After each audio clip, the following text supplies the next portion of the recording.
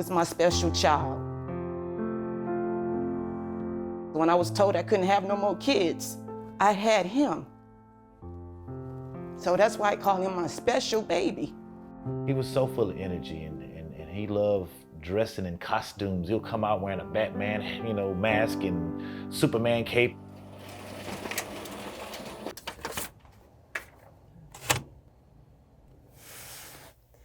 The deceased is dressed in a one-piece Batman pajama suit and a pair of black underpants.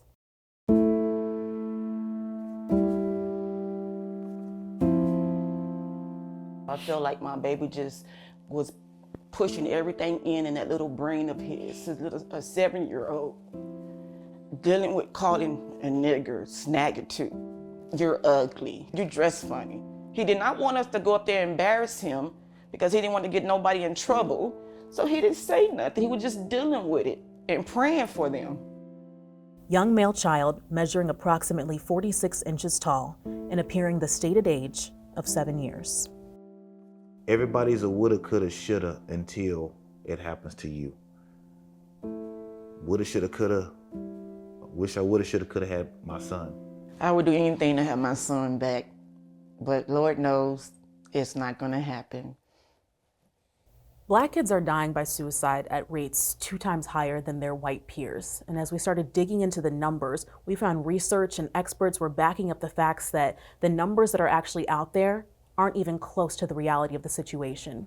We started looking into what happened to Jeffrey Taylor after seeing a local report out of San Antonio, Texas. Family prayer? Yes. Okay, well, let us pray. Who's first? Me.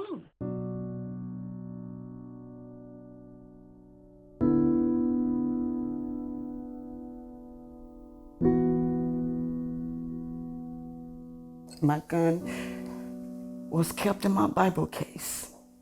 And at that particular day, it was pushed up under my bed. I don't know if he may have just slipped up, when you're in your parents' room and you see something you're not supposed to see. I went straight to the room.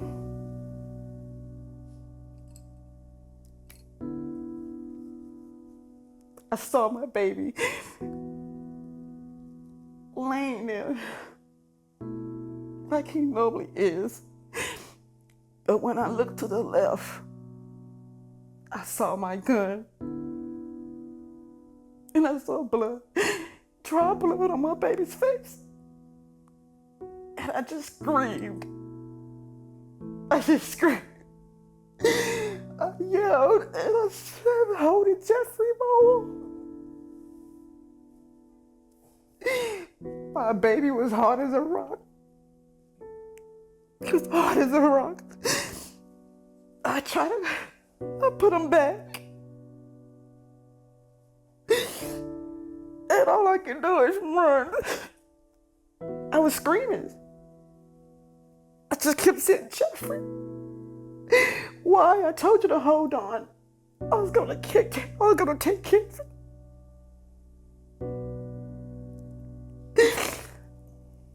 But God had something else in store for my baby. That is something that's gonna always stay with me, probably to the day I die.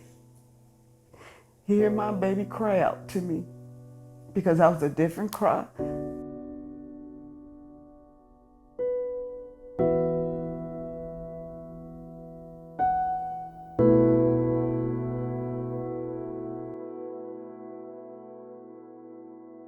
At present, it appears to be an accidental event with no clear evidence of foul play or suicide.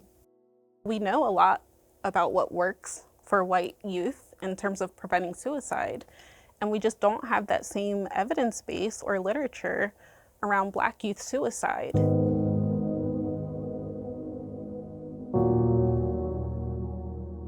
We've gone from feeling like suicide really wasn't an issue for Black and brown communities to now realizing that Black and brown kids, and particularly young Black males, are dying at rates double that of our white peers.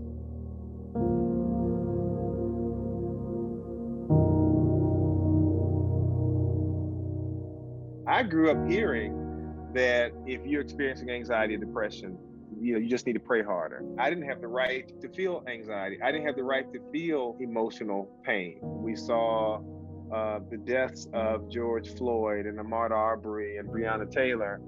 And for Black and brown kids that see this over time, that starts to weigh on anyone. He's gonna have the rest of his life to deal with the Trayvon Martins and Tamir Rices and all of that. But I want this little boy to be a little boy. Come on, Seven.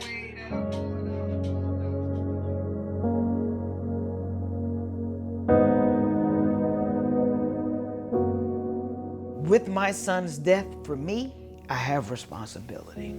And that's the scary part. No one's talking about bullying and suicide because it's so stigmatized. And then all of the people who speak to me, the survivors' parents, for some reason or another, they find me. Y'all got a slew of 800-888 numbers you can call. But you happen to find this 502 number and call me.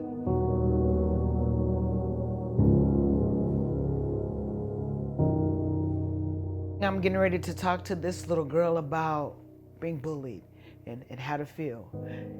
And the first thing this little girl asked me, Miss Tammy, do you think Seven's in a better place? Do you think he's happy there? Do you think that I would be more happy where Seven is?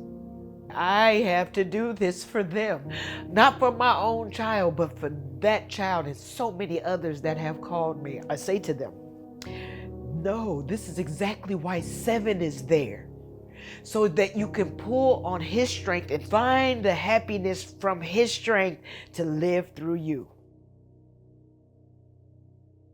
And I just found all this over-the-counter medication. I just took pill after pill. What'd you feel when you woke up? Sadness and anger.